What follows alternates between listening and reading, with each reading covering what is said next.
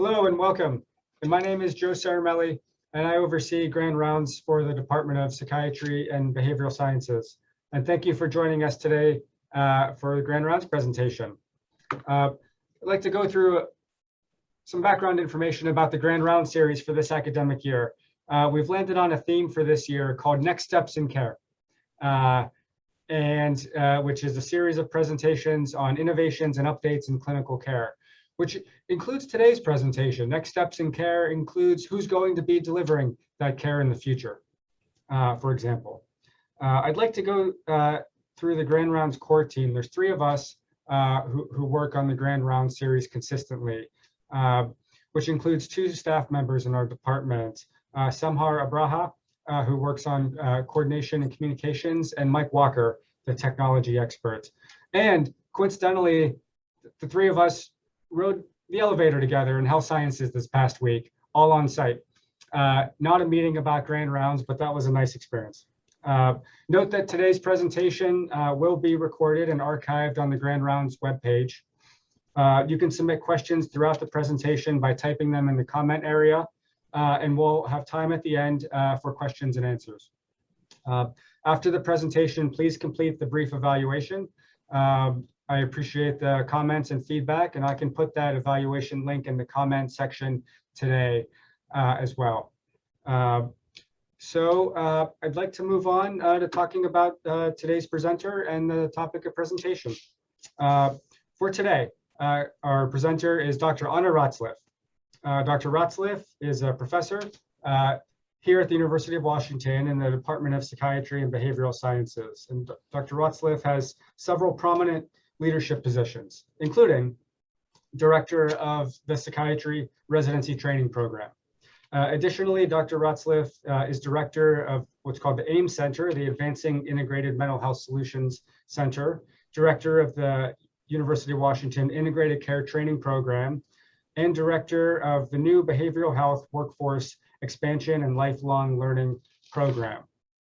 Now, Dr. Ratzliff, as many likely remember, presented along with Dr. Ty Lostadter in June 2021, more on higher level operations and vision of the Psychiatry Residency Program. Interestingly, talking about the feedback and evaluation, there were several comments saying we'd like more details on these training programs.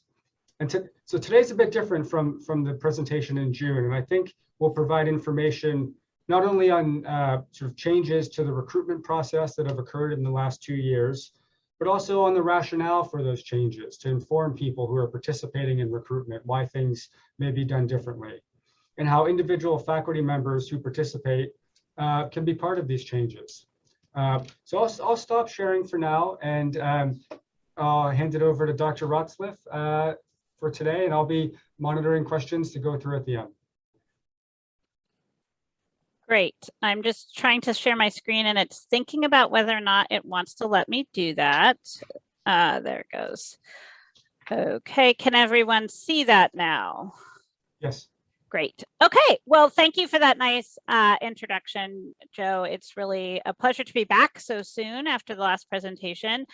I am really excited to talk a bit about our recruitment process, and I titled this presentation Shaping the Future of UW Psychiatry because I really do think our training program is a large part of our department. Many of us, and maybe many of the attendees, at least I was looking quickly at who was on before I switched into slide mode, are people who came here for training and then have stayed on to do our clinical work and engage in our community delivering care. And so I really do think our recruitment process is a large part of shaping how our department really will look in the future. So it's exciting to talk about how we're approaching that. And I guess I'll start with two things. First, I mentioned that it's a virtual recruitment season again. We are still in the middle of a pandemic, and nationally, it was really recommended that recruitment be virtual. And so we have adopted that approach as an institution. So all departments will be recruiting virtually.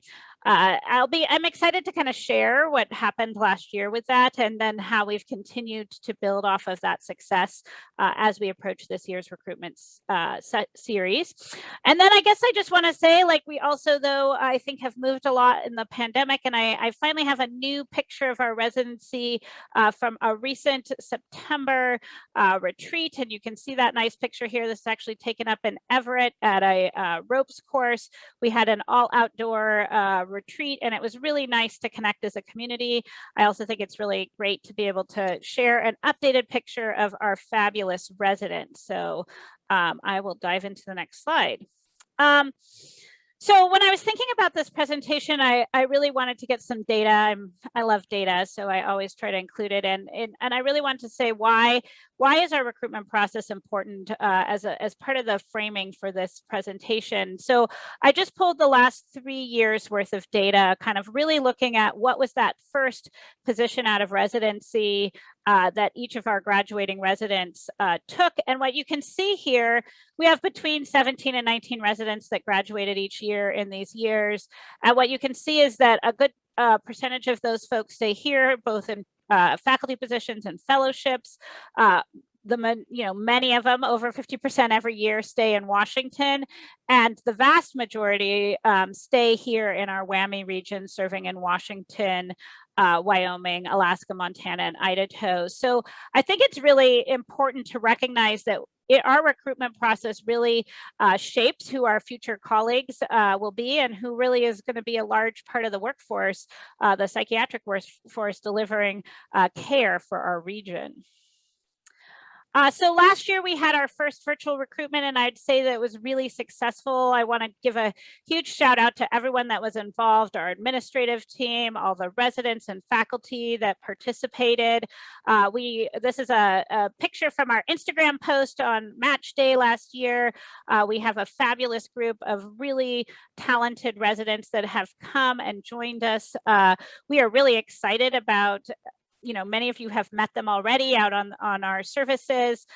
Really excited about our class that we recruited last year. We also have been paying an increasing attention really to thinking about not only recruiting amazing people, but also really thinking about how do we recruit a diverse group of residents. And so I did want to, in an effort of transparency, sort of show some of our data that we are tracking around who is the, are there residents that are underrepresented in medicine that are coming to our residency program. I also wanted to say that they join, our current program, which is a big and growing program. I talked a bit about that when I talked back in June. We have 81 residents currently in our program. 60 of those residents are in our Seattle track, 12 are in our Idaho track, and 9 in our Montana track. So we have a really big residency program. I think it's currently the largest program in the country. So very exciting group of residents that our recruits get to come and be part of. So I wanted to kind of talk a little bit and transition to recruitment for this year. So we have 2 programs that we're recruiting for. So as many of you know, we're really excited that our partner program, Idaho, has become its own independent 4-year program, still affiliated with the University of Washington, but will really has its own separate recruitment process. So for those of us here in Seattle, we really think about our core target group that we're recruiting for are our 16 R1s in the Seattle track. Up to 4 of those may be dedicated to coming into our research pathway. And then we recruit 3 R2s every year. That has been a long-standing focus of our program, to welcome people from other disciplines or other initial programs to come and complete their training with us in psychiatry. And then we will be recruiting 3 new R1s for our Montana program. It's really exciting. We have our first residents in Montana right now. Three residents are there in Billings. So that program is really getting well established. And this next year will mean that we'll have all 4 years of Montana residents fully enrolled. So very exciting. I'll just kind of share a bit about the timeline just as a refresher for everyone. I, of course, have these dates very well memorized in my world. September 29th, applications, we were able to start to receive applications. I checked last night and we'd received a little over 1,450 applications for our program. Over this month, and I'll acknowledge this on the next slide, we have been reviewing those applications, and we will select about 160 applicants to come interview with us here in virtually over the next year. And those interviews start November 1st. We'll have a couple people coming a little bit earlier on October 25th for those R2 positions. And then really the bulk of our work of interviews will happen in November, December, and January, where pretty much every week we have interviews on Monday and Tuesday. And I know many of you have already signed up and we're grateful. If you get really excited about doing additional contributions to our recruitment process, we would not turn you away from additional interviews. So please reach out. And then we will finalize our match list over February, and then March 18th will be match day. So we're already well into the recruitment season at this point. So I thought it might be helpful to kind of give a little bit of an overview, a little bit of a behind the curtain scenes of what recruitment looks like. Many of you are mostly involved in our interviewing portion, which you can see is sort of our third level over there. And I'll talk about that in just a second. But I thought it might be helpful to kind of learn a bit more about the overall cycle of recruitment and all of the amazing people that contribute to this very big task every year of the residency program. So the first part is that we spend a lot of time really doing some engagement ahead of time. That really started with our first virtual recruitment, but it's ended up being something we really have valued. We have a series of open houses over the summer where residents can come and learn more about our program. Our chief resident for recruitment, Cynthia Beltran, also holds office hours. So we do a lot of work up front around kind of just helping people get to know us and see if we're a place they might want to apply to come and train. And many of the people in the department were involved in presenting our wide range of really excellent clinical and teaching opportunities. So I just want to thank all of you who participated in those efforts. As we've moved into the fall, as I said, on September 29th, we got our first group, we got all of our applications, and we have had a larger group of faculty and residents reviewers involved in screening those applications. And I'll talk a little bit more about some of our efforts around trying to reduce potential bias in our assessment process, and really feeling like having a larger group of reviewers so we can really do a good holistic review of applications has been critical. So I just want to thank all of the people who've been involved in reviewing applications. It's a lot of work to do this, and I'm really grateful for your partnership to be able to actually give each application a thoughtful assessment. One of the other things that we've done is made sure that all of our reviewers have received anti-bias training. I think that's a really important, really evolving standard around recruitment, is that we are thinking about and personally working on mitigating potential biases as we review applications. And I'll talk a little bit more about that in a couple of slides. The other big thing that we really worked on this year is that the admissions committee met over the summer and really has continued to refine and define our selection criteria. What are the characteristics or the attributes of an applicant that we think really will make them an excellent candidate to be successful in our program and really then contribute to our mission here in the residency. And so we have 4 core areas, and we'll send out information about this as we ask you to do interviews, but just to kind of highlight them, We really think people's motivation for psychiatry, dedication to UW populations and mission is really important. This also can include possibly a connection to or desire to serve the Pacific Northwest, since we do think it's a really important recruitment opportunity to bring people here to practice psychiatry. We value people who bring a variety of personal attributes and life experience to our program. I think one of the things that's really rich about our program is our resident community. And so we are looking for people who will bring unique perspectives, dedication to psychiatry or underserved populations as part of their activities and life experience. We, of course, want people who have excellent clinical skills and will be able to bring those and can continue to develop those skills here in our programs. And then we are an academic program. We want people who are dedicated to leadership or scholarship or research. And so we do value those attributes on the applications as well. I think an increased focus is this year that we really, or lens we had, is to try to create some actual anchors for how to assess these different areas. And then we are thinking a lot about not only valuing absolute achievement, but also looking at where people started and sort of distance traveled. So how much achievement have they been able to accomplish wherever they started? And so recognizing that people are going to have different amounts of opportunity and really wanting to actually give kind of credit in that assessment to distance traveled or opportunity for people who have had maybe challenging circumstances and showed significant resilience. I think our program really values those attributes, and we have had an increasing way of kind of defining those as part of our assessment process. The next step, we're just about to do that. We're going to send out all the invitation letters on Monday, actually. And so the next step will be interviews. And as I said, those will be starting in the next couple of weeks. We wanted to send out that, tell people that we now send out our dean's letter, the personal statement, and the list of activities.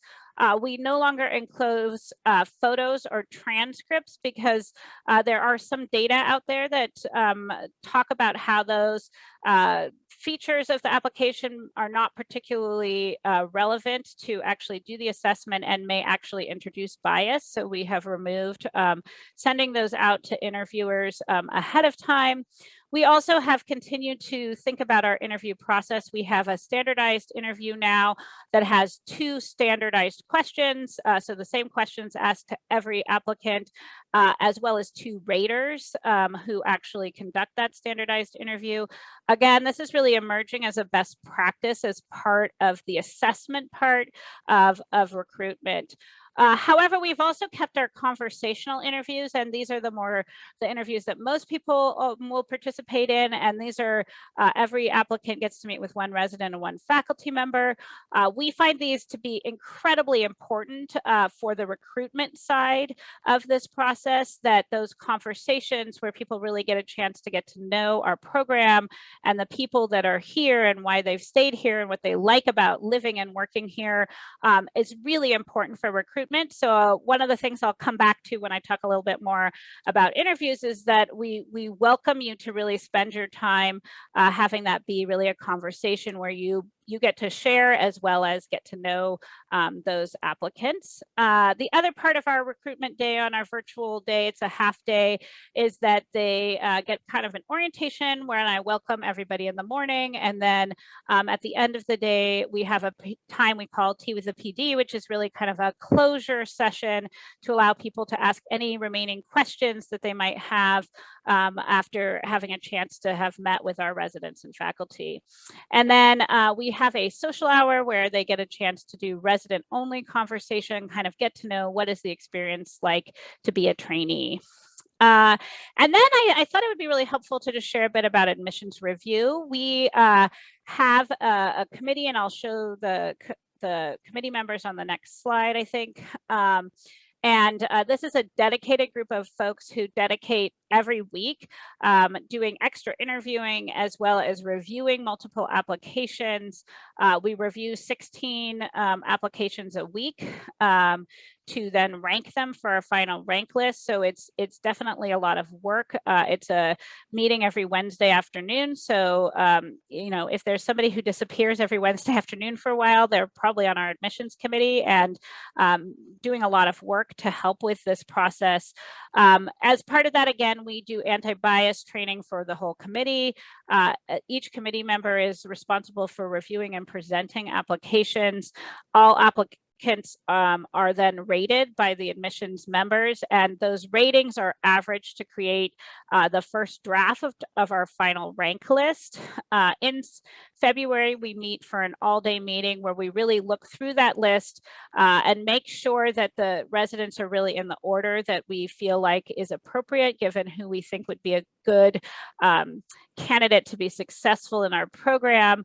And that is a big process. So I just want to give a huge shout out and thank you to the admissions committee. So I know that was a lot of information, but I was hoping it'd be kind of helpful to kind of have the whole picture, especially if you may have the main role of participating in interviews. So this is just our policy around our admissions committee and then our admissions committee members.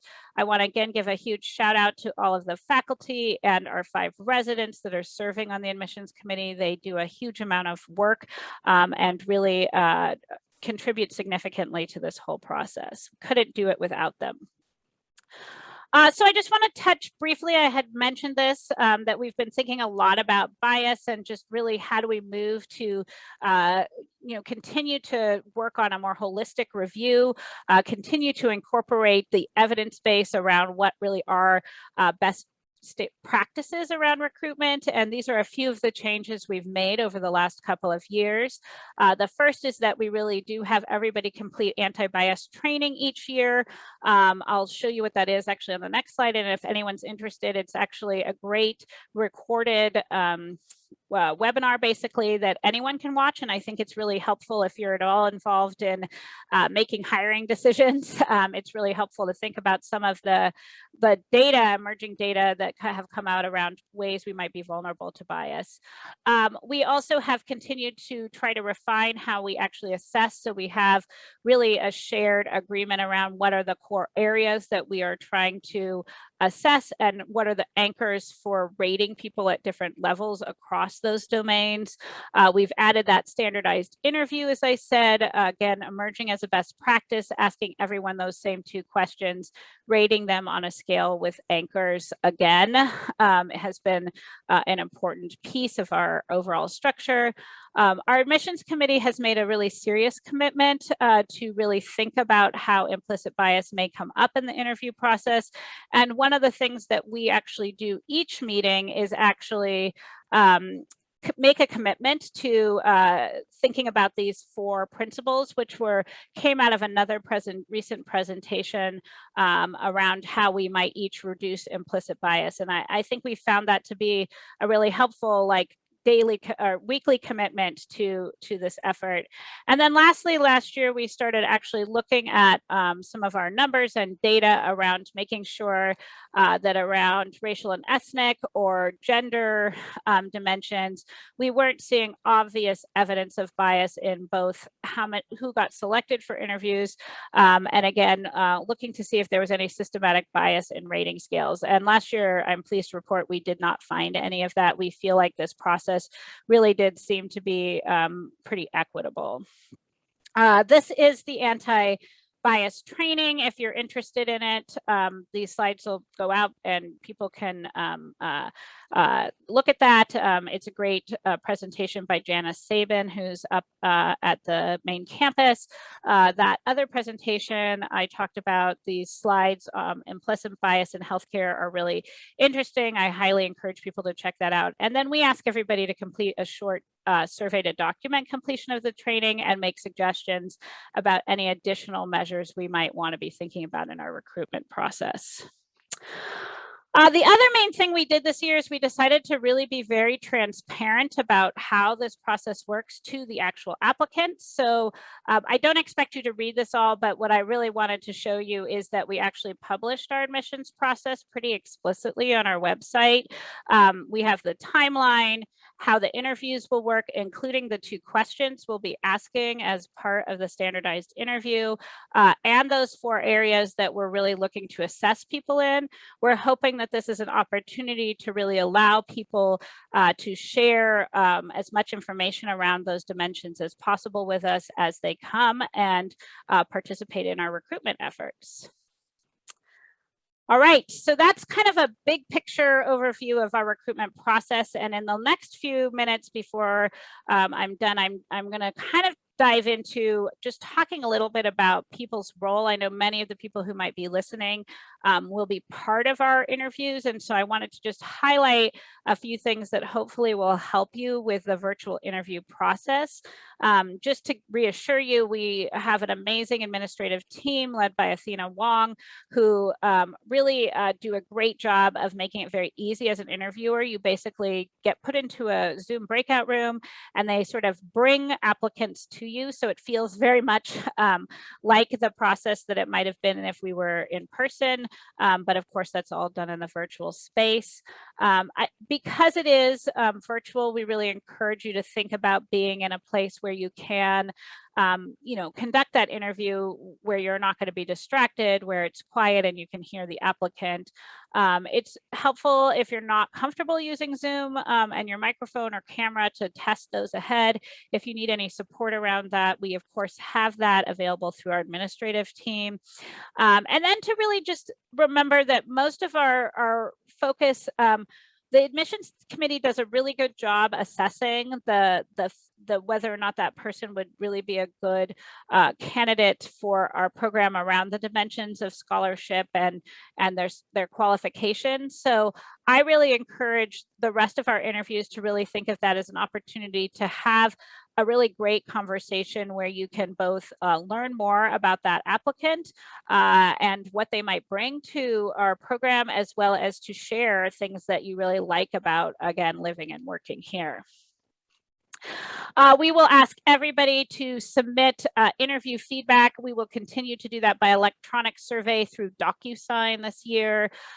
We really just want you to fill out that overall impression box and then a rating, a global rating. If you only do that, that is fabulous. I will tell you, as being on the admissions committee, it really is the comments that are most meaningful to you.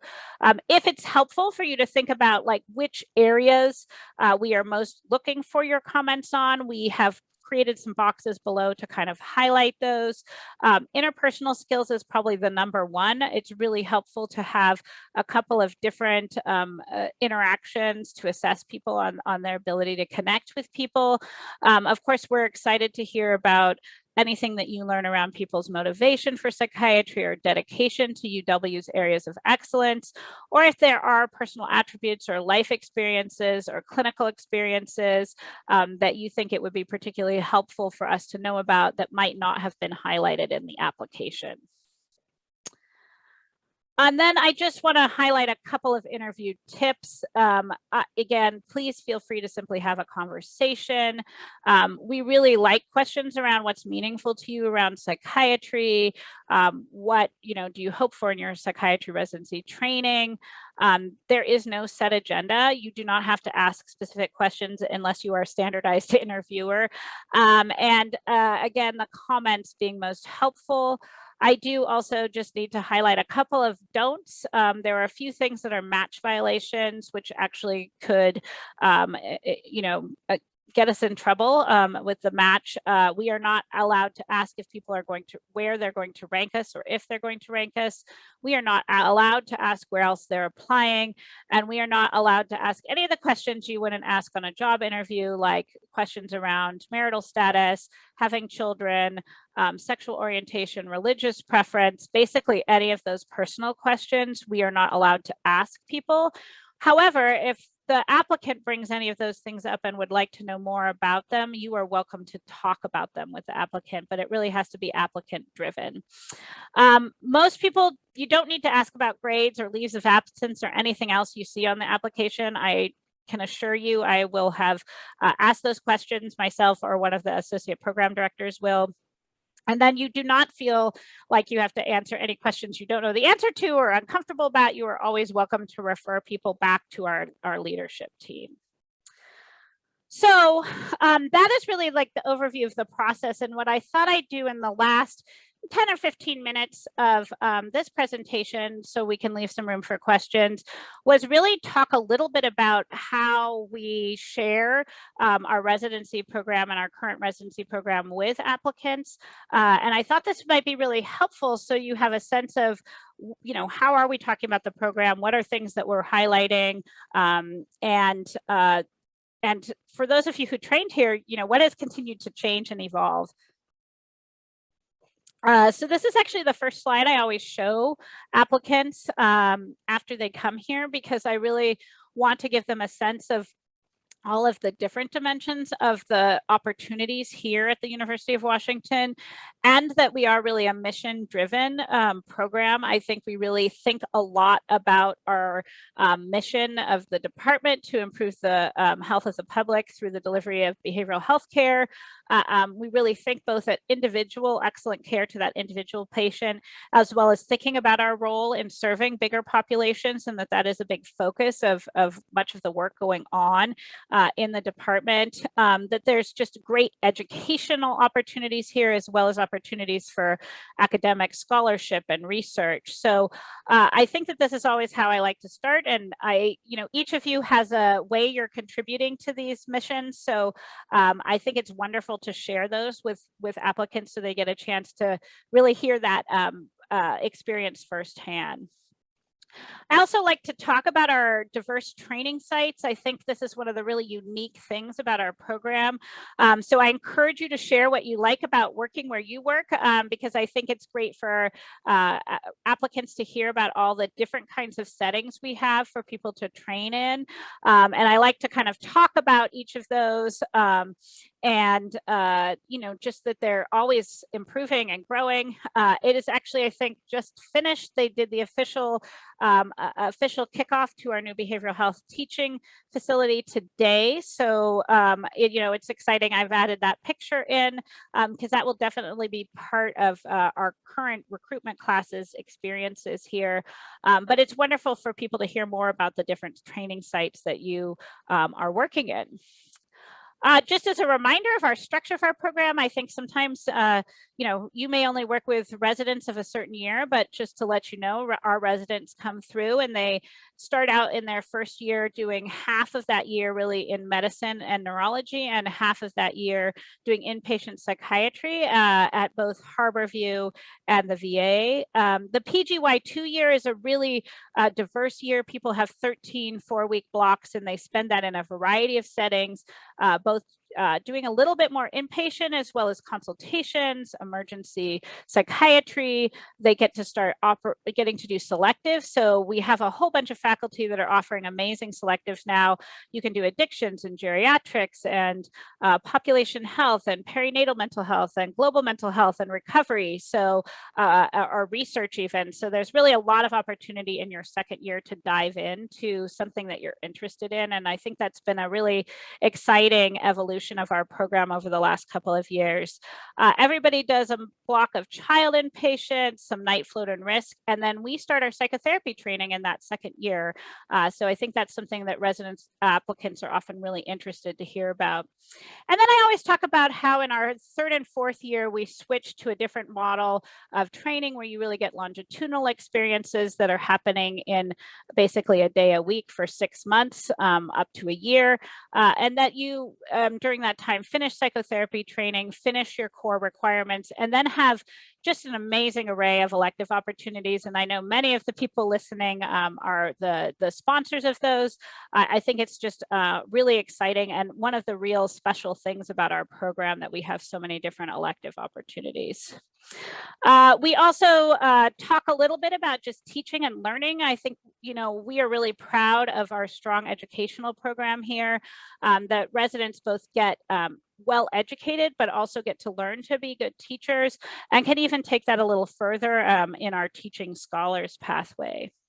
The other thing that people are always interested in is our psychotherapy training, and I think this is our strength in a department that's half psychiatrists and half psychologists. Really shines in terms of both the quality of our seminars and the core areas around supportive therapy, psychodynamic psychotherapy, cognitive behavior therapy, the level of supervision we get, but also in the just wide range of elective opportunities that there are here.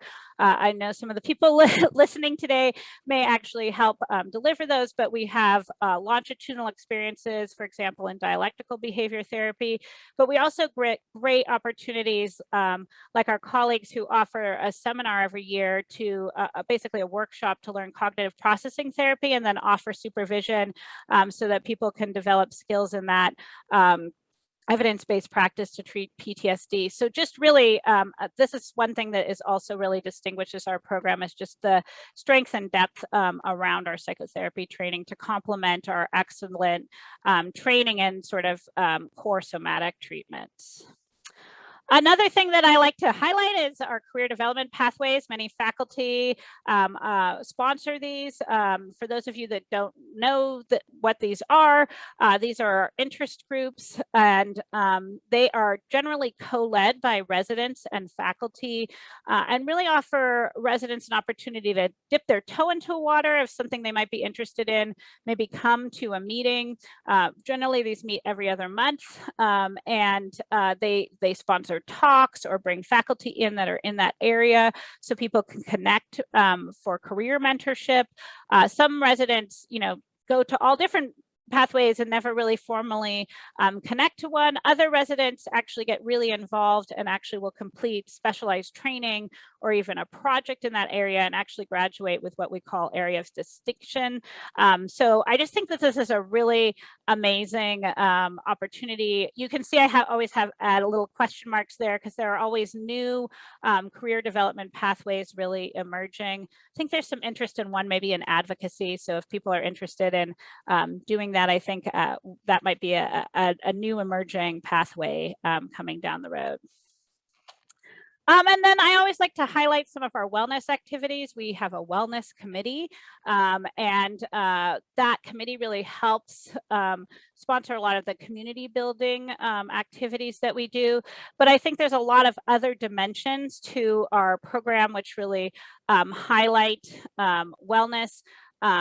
For example, we have those career enrichment pathways around the intellectual stimulation portion. We have that opportunity and actually a requirement to do personal psychotherapy and that sort of self-directed work. There's an amazing Chiefs library now, which has books at both Harborview and I think OPC have Chiefs libraries, so where residents can check out books to deepen their experience. And those are all books that were books that people had personally thought were helpful in their journey to becoming a psychiatrist. I think I see a question and I'm trying to see. Ah, great. I see Avanti volunteering. That's very exciting. Thank you, Avanti. All right. Okay. So I do want to say that this is a slide that I sort of introduced last year, was talking a little bit about our educational leadership team. And I'm focusing on that in particular this year because of my planned transition out of the program director role, which was announced in August. And that timing really was announced in part to be very transparent through the recruitment process. So if you are interviewing and get asked about it, please feel free to talk about that transition. We are being very explicit about that to the applicants so that they know about that. I just want to, this is a good time for me to pause and say, I have been really fortunate to run this very complex program with an amazing group of colleagues. So we have 5 associate program directors. So Amelia, Laurel, Matt, Suzanne, and Tom, and they are just an amazing team to work with. We've added in the structure of a core APD for evaluation and a core APD role for curriculum. And you can see that those roles are served by Suzanne Murray and Laurel Pellegrino, respectively. And I think it's going to be really important to emphasize that although I will be transitioning, I'm not leaving the department. I'm staying here and moving into a broader workforce role, but really, that there is still a very strong leadership team that will be in place to support the new program director. If you're interested in learning more about that, there is going to be a national recruitment for that position, and Heidi Combs is chairing that committee. And then, of course, the support of Dr. Combs in her vice chair role and Dr. Unitzer in his chair role for our educational program. So we will be talking about this to applicants, and you can feel free to answer questions about that as well.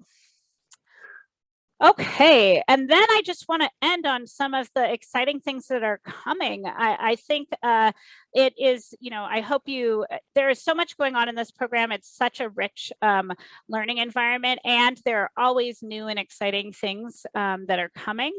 I think one of the big exciting things that we've really been developing is a continued focus on quality improvement and really thinking about leadership in that area for psychiatric training. As part of that, we're going to have a new patient safety conference starting February 28th at noon. That'll start being the fourth Monday of every month, and we're really trying to engage a lot of faculty participation across sites. It will all be done via Zoom so that we can really have an opportunity to share and learn around sort of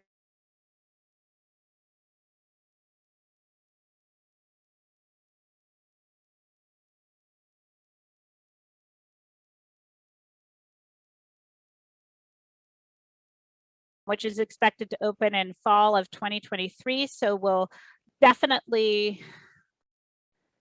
I just saw my internet became unstable for a second. Can you hear me now?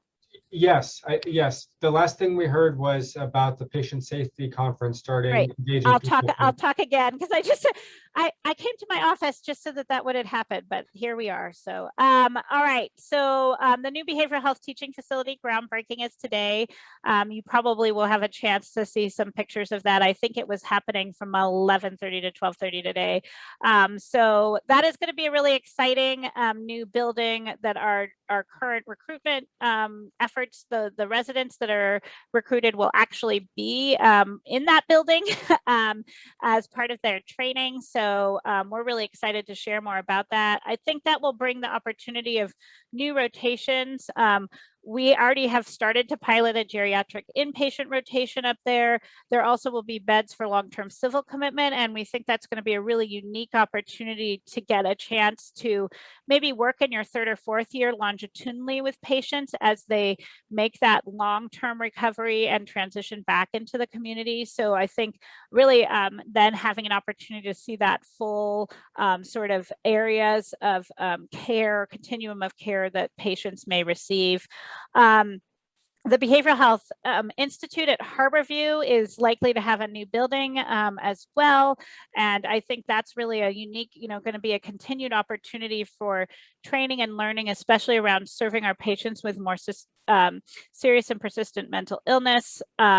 And then I just want to highlight sort of the opportunities for interprofessional team learning that I think our department is continuing to promote. The Behavioral Health Institute has some really exciting work they're doing around behavioral health apprenticeships. And we have also are anticipating that there would be some new programs around bachelor's level providers, nurse practitioner fellowships, and other workforce efforts actually being implemented as part of the behavioral health teaching facility. So I'll just highlight one last slide about that. This is sort of the broader behavioral health workforce efforts that many different people in our department are part of, really starting to think about how do we have our psychiatric residents work with and partner with a whole range of providers that are part of the continuum of behavioral health. And I think that's going to be a really exciting opportunity, continued opportunity for our residents, and again, pretty unique to actually get a chance to participate in some of that as part of their core training. All right, so what I wanted to just to end with is sort of, if you are interviewing, we want you to share some of your favorite things. And this is a super busy slide on purpose, because I just think that there are so many cool things about working here and living here in Seattle. And I encourage you, as you might be meeting with resident applicants, to share your favorites. I mean, that might be some of the things in our region, you know, staying cozy inside in the rain with a book, to being at one of our sports, watching some of our favorite new sports teams, eating in some of the amazing restaurants, participating in our cultural opportunities, or being outside. I had to include dogs because I think this is a pretty dog-friendly place. Or that might be around some of the amazing opportunities, the clinical settings that we work in, our teaching and research experiences, or our efforts to really reach and support mental health at a population level. I have a picture there of our consultation line, the fact that we serve the WWAMI region, and that we think about populations of care. So this was just to sort of inspire that we really want you to share whatever your favorite things are. And we know that each of us have different passions that we bring to our work here at the University of Washington. And so I will stop there, and actually that's a lot of information, but I hope it kind of gives you a sense of what our recruitment process looks like, what your role, if you are going to be one of our interviewers, might be, and also gives a chance for you to learn a little bit more about what our training program actually looks like right now. What are some of the things we really like to share and highlight with potential new residents, and just really and hopefully inspire you to feel like you can contribute to that process through your role promoting, you know, the things that you like about working here with our potential applicants. I just wanted to pause. I wrote myself a note to remember to do this. I am partnered in this recruitment effort with Cynthia Beltran, who is our fabulous chief resident for recruitment. So I just want to give a huge shout out to her, and to Athena Wong, who does an amazing amount of work behind the scenes to make sure all of those interview invitations get sent out, and all of that good, you know, all of the background happens sort of seamlessly for all of us who participate. And I'll stop there and see if there are any questions or conversation that people want to have about our recruitment process. Thank you, Dr. Ratzliff. Very informative, and to learn about this, learn about changes that have occurred in the last approximate 2 years, immediate assessment of outcomes, rationale for that, plans for the future for training, and a blend really of sort of a general kind of high quality training environment with many options for specialization for individual residents. So I think that's very interesting and certainly motivating to talk about with training, or with applicants rather. A question did come in from about the virtual interview process. If it's known, if that's expanded equity and applicant pool. Yeah, I think that's a really interesting question. Thanks for asking that. It's definitely something that people nationally are talking about, is that, you know, is that opportunity maybe for people who may not have had a chance or felt like the cost of traveling to see our program in person, especially when we're one of the only programs in this state. You know, if you flew to Boston, you could interview at 5 programs, right? So I'm being a little dramatic, but you know, I lived in Southern California before I came here, and I could drive to 7 programs, you know, from one place. And you know, thinking about, does that actually change the potential pool of applicants who would consider interviewing here and possibly be recruited here? So we suspect it does, but I don't have data on that. I think we have always had a very high percentage of people accept our invitations, and very few people cancel once they've accepted. So it might be hard for us to detect a difference in that. But I am interested if people are going to look at that nationally, because I think it's actually a big question for the future, right? Should we keep it, even outside of a pandemic, a virtual recruitment process for the main part? and then really allow people to then spend their resources to go visit the programs that they end up after that process feeling, most serious about really potentially considering as places to go and live and work. And I guess I'll say I had felt like personally that we would lose a lot over the virtual interview process. And I actually felt like we got to know the applicants fairly well through, the way that we approached it. And I guess my only thing that I would have loved to have added if I could, not be in the middle of a pandemic would be to actually have a chance for people to come to like an open house kind of events later, to be able to meet people in person. And that I think is really been an interesting, thing to be thinking about, sort of how do we move forward. So I appreciate the question. I don't have data here. I am looking to see if we get any more data nationally about that. I think it's an important question. I think the thing that has, the other thing that people are thinking about with that, which is an important thing to think about, is should we limit, though, the number of programs that people apply to so that you could actually have a smaller pool of applicants to be able to more meaningfully evaluate them. I mean, we get 1,450 applications. That's a lot of applicants. It's hard to know how many of those people are really serious about our program versus just clicking down every single program. So I think that's another big question out there, is like, what are the pros and cons of any approaches that might do that? So, and I think I see another question that came in as well. There is another question that came in. I wanted to just ask a follow-up, because I saw one of the frequently asked questions on the website. It was about whether applicants needed to have a connection to the Pacific Northwest. And you had mentioned about that with recruitment. Is that a question that comes up? I mean, it sounds like it's frequent, but or do people sort of think that coming in?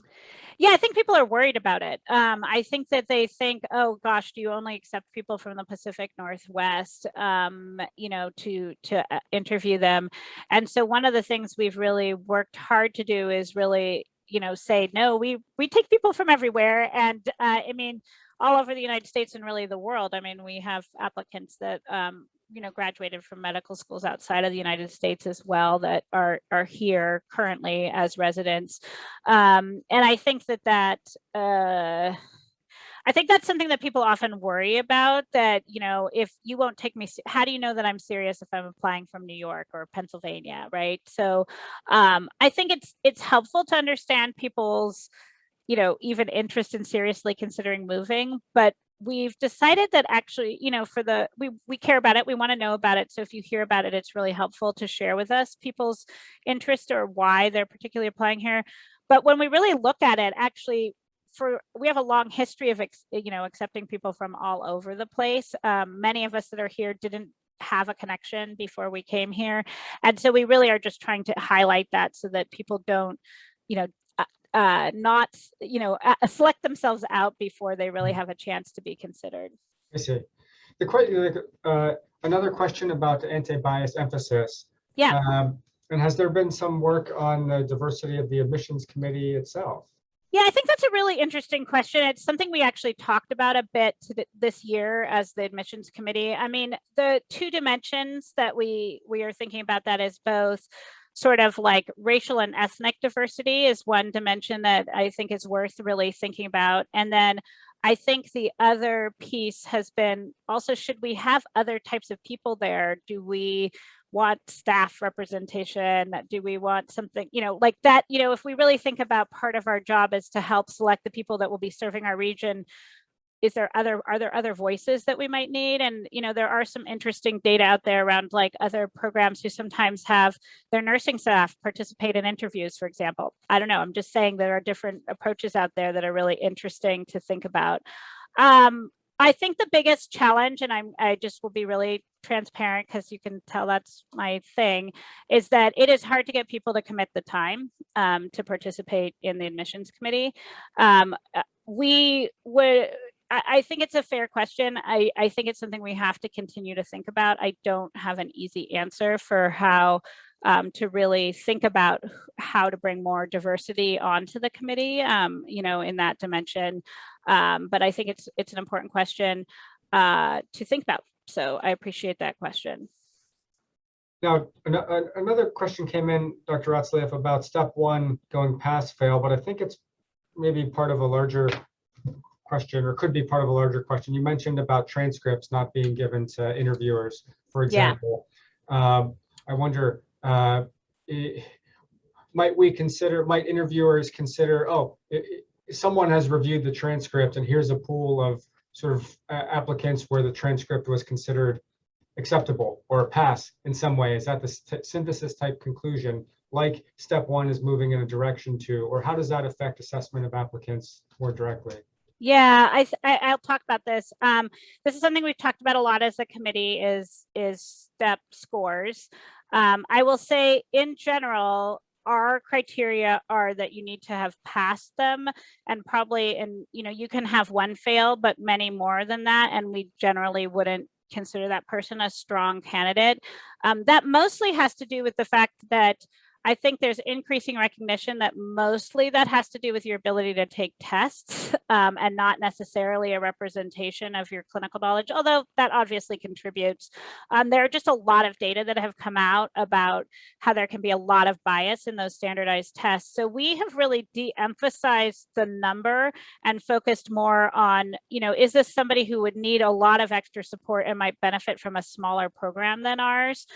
We really feel like, because we're a big program, I mean, we have, 22 R2s in our typical class. We just feel like we need, we would have a hard time probably providing the level of support that someone that really struggled with test taking might need to be successful. So in general, we look more at that dimension than necessarily the number. So I don't actually think the pass fail transition is going to impact our evaluation process much at all.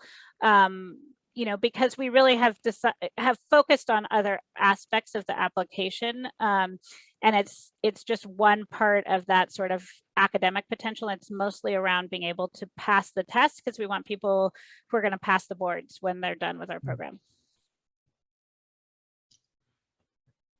I'd like to encourage anyone else to write in a question. We have a minute, or we have a couple of minutes. You mentioned, or I think described in a slide, about reviewing an application packet before conducting an interview. What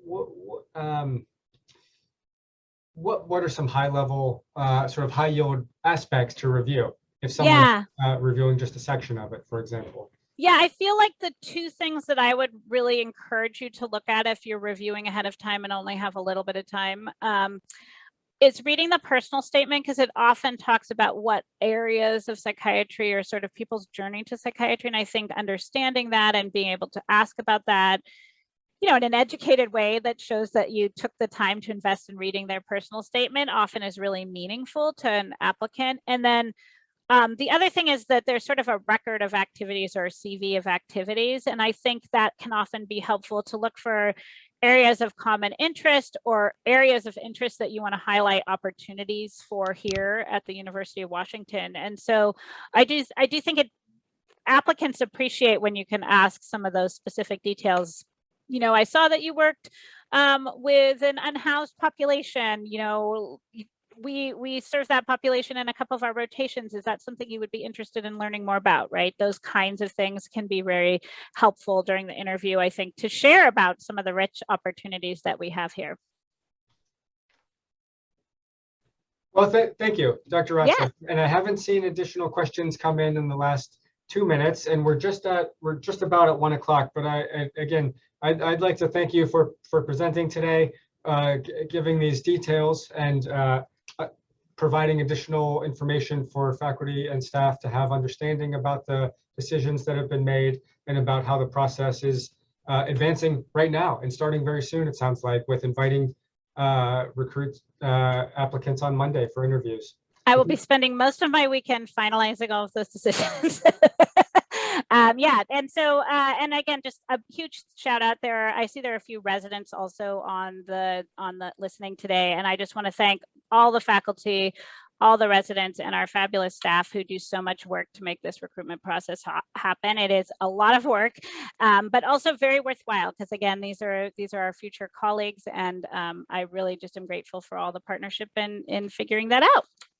Okay, well, thank you, and we'll end grand rounds there for today. All right, thank you. All right.